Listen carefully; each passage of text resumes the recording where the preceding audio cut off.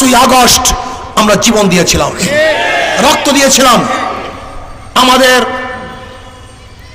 জীবনের মায়া ত্যাগ করে রাজপথে ঝাঁপিয়ে পড়েছিলাম, নেতৃত্ব দিয়েছিলাম, আল্লাহর কাছে দোয়া করেছিলাম। হয়তো মাজলুমের দোয়া আল্লাহ কবুল করেছেন। আমি মনে করি 5ই আগস্টের এই বিপ্লব, এই আন্দোলন, এই স্বাধীনতা, এটা কোনো ব্যক্তিত্বের, কোনো দলের এটা কৃতিত্ব নয়। এই কৃতিত্ব একমাত্র আমার আল্লাহর। আমার আল্লাহ পাক রব্বুল আলামিনের রহমতই এই ফ্যাসিস্ট এদেশ থেকে ভাগতে বাধ্য হয়েছে। কিন্তু আমরা কি দেখতেছি, 5ই আগস্টের পরে আজকে আবার একদল ফ্যাসিবাদ দখলদার লুটেরারা আবার দেশকে লুট করার চক্রান্ত করতেছে, জুলুম করতেছে, অত্যাচার করতেছে, অবিচার করতেছে। আমরা চাই না কারোর উপর জুলুম করতে। আমরা স্পষ্ট বলেছি, নিরপরাধ যারা আওয়ামী লীগ আছে, আওয়ামী লীগ করার কারণে আমরা তাদেরকে জেল দিতে চাই না, কেস দিতে চাই না। যারা অপরাধী, সে আমার দলের হোক না কেন, আমার সন্তান হোক না কেন, যে অপরাধী আমি তার বিচার চাই। কিন্তু যে অপরাধী নয়, সে আমার দুশ্মন হলেও আমি তার বিচার চাই না।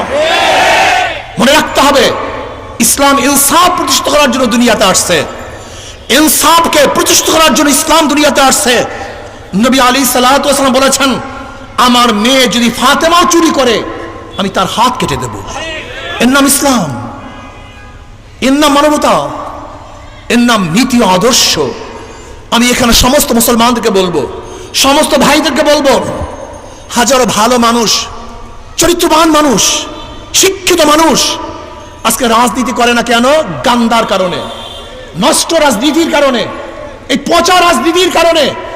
এই পচা রাজনীতির কারণে হাজারো ভালো মানুষগুলি বাহিরে থাকার কারণে চোর, গুন্ডা, বদমাশ, লুচ্চা এবং ডাকাতরা এই অঙ্গনকে দখল করে নিয়েছে। আমি অনুরোধ করব, আসুন ঘরে বসা, মসজিদের কোণে বসা, প্রতিষ্ঠানে বসা হাজারো ভালো, ভদ্র, জ্ঞানী, চৌকাশ, দেশপ্রেমিক, মানবতার পক্ষে হাজারো মানুষ যারা আছেন, আপনারা আসুন আর রাজনীতিতে আসুন। ইসলামী আন্দোলন বাংলাদেশের পতাকা তলে চলে আসুন, এই ছায়া তলে চলে আসুন। আমরা ভালো মানুষগুলি ঐক্য হয়ে এই দেশটাকে ভালো বানাবার চেষ্টা করবো ইনশাআল্লাহ। দুর্নীতি মুক্ত একটা দেশ উপহার দেব, যেখানে জুলুম থাকবে না, অত্যাচার থাকবে না, অবিচার থাকবে না। আমার মা বোনদের ইজ্জত নিরাপদ হবে, যেখানে শ্রমিক, তাঁতি, কুলি, মজদুররা তাদের ন্যায্য অধিকার ফিরে পাবে, যেখানে বৈষম্য থাকবে না, কে মুসলিম, কে হিন্দু, কে খ্রিস্টান, কে বৌদ্ধ সম্মিলিত ভাবে এই দেশটাকে গড়ার চেষ্টা করবে ইনশাআল্লাহ। প্রিয় ভাইরা আমার, আজকে দেশ যদি ইসলাম হুকুমত চলে আসে, আমি বিশ্বাস করি আগামী 5-10 বছরের মধ্যে এদেশের দরিদ্র বলতে কিছু থাকবে না।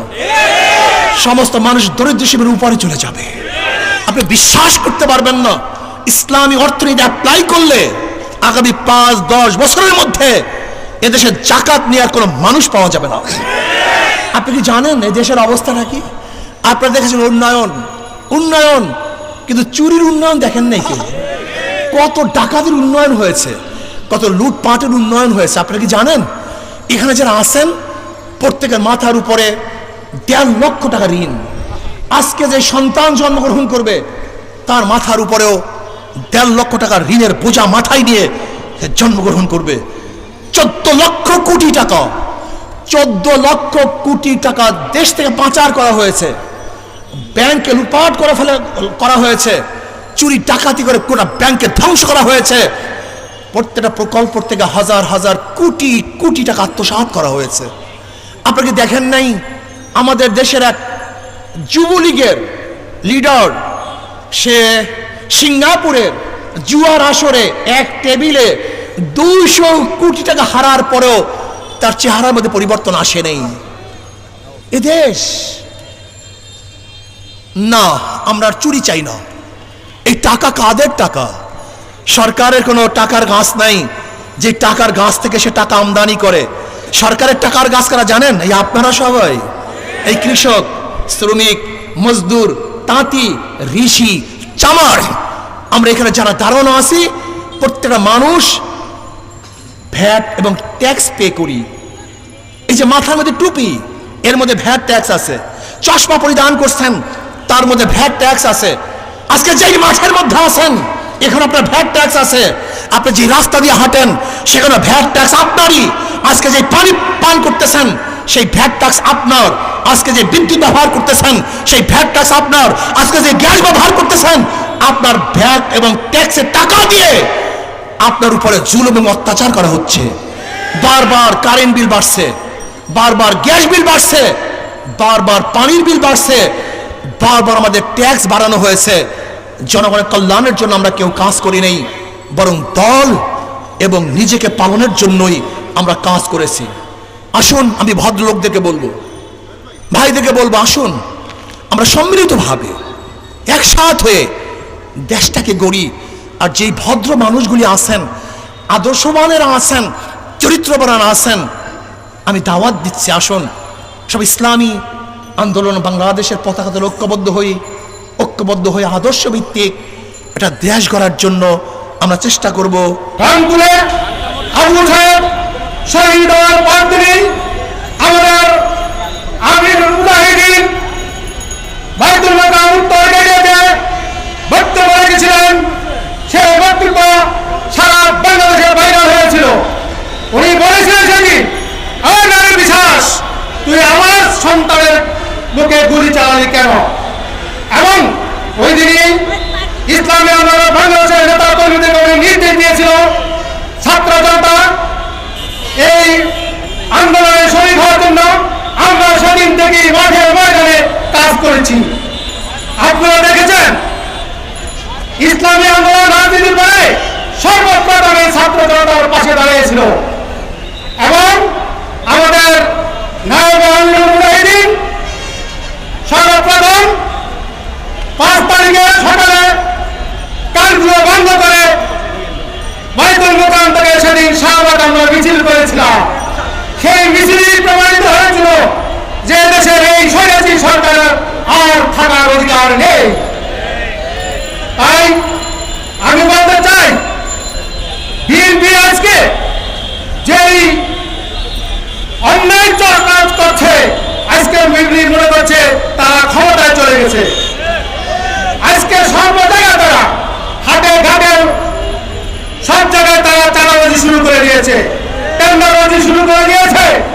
আমরা এক জালিমকে এই দেশ থেকে প্রতিহত করে আরেক জালিমকে দেখতে চাই না। তাই আমি বলবো, আজকে বিএনপি নেতৃবৃন্দ ৬৭ নম্বর ওয়ার্ডের একজন জনপ্রতিনিধি, যে ঢাকা মহানগর দক্ষিণের সিটি কর্পোরেশনে ৭৫ জন কমিশনারের মধ্যে তার নাম অন্যতম। যে কমিশনার আওয়ামী লীগ বিরোধী, আওয়ামী লীগের চাঁদাবাজি, জুলুম, অত্যাচারের প্রতিবাদে মাঠে নেমেছিল, যার জন্য তাকে বহু মামলা খেতে হয়েছে। আজকে আমরা ইসলামী আন্দোলন বাংলাদেশের ৭০ জনের উপর শহীদ হয়েছে, শত শত আমাদের নেতা কর্মী আজকে আহত হয়ে আজকে বিভিন্ন হাসপাতালের বাড়িতে চিকিৎসাধীন আছে। এবং যার নামে আজকে এই মামলা হয়েছে, উনিও সেদিন এই গণ আন্দোলনের সম্মুখে একজন যোদ্ধা ছিলেন। আজকে তার নামে মামলা দেওয়া হলো কেন প্রশ্ন। এই জন্য মামলা দেওয়া হলো, তারা ভেবেছে যে এই আওয়ামী লীগের বিরুদ্ধে যখন এই কমিশনার প্রতিবাদ করছে, তাহলে আমরা যদি এই ধরনের এই চাঁদাবাজি করি, তাহলে সে সর্বাগে আমাদের সামনে রুখে দাঁড়াবে। তাই তাকে প্রতিহত করতে হবে। আমরা আজকে বিএনপি নেতৃবৃন্দের কাছে জোর দাবি জানাচ্ছি, আপনারা এই মিথ্যা মামলাকে প্রত্যাহার করুন, না হলে এর জন্য আপনাদেরকে এর মূল্য দিতে হবে। বন্ধুরা আমার, আমি আরো বলতে চাই, যে ইন্তেকাল কমিশনার, ইন্তেকাল সিইসি আজকে পদত্যাগ করেছে, আমরা তার পদত্যাগ চাই না। আমরা তাকে আইনের আওতায় এনে বিচারের দাবি জানাচ্ছি। কারণ এই সিইসি যে মিথ্যা মামলা এবং যে অন্যায়ভাবে যে নির্বাচন করে গণহত্যা করেছে, এই গণহত্যার আমরা বিচার চাই। বন্ধুরা আমার, আমি সকলকে ইসলামী আন্দোলন বাংলাদেশ ছাত্রদের থানার পক্ষ থেকে অভিনন্দন জানিয়ে আমার বক্তব্য বিশ্বাস করছি। আমার